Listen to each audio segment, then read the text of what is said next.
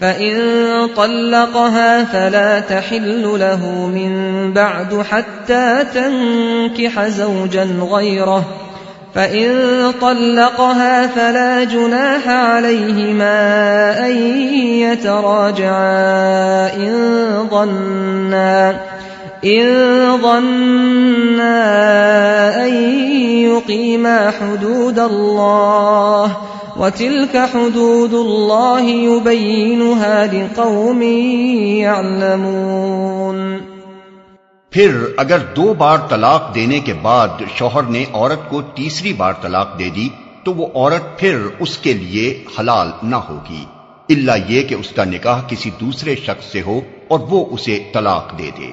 तब अगर पहला शौहर और ये औरत दोनों ये ख्याल करें कि हुदूद इलाही पर कायम रहेंगे तो उनके लिए एक दूसरे की तरफ रुजू कर लेने में कोई मुज़ायका नहीं।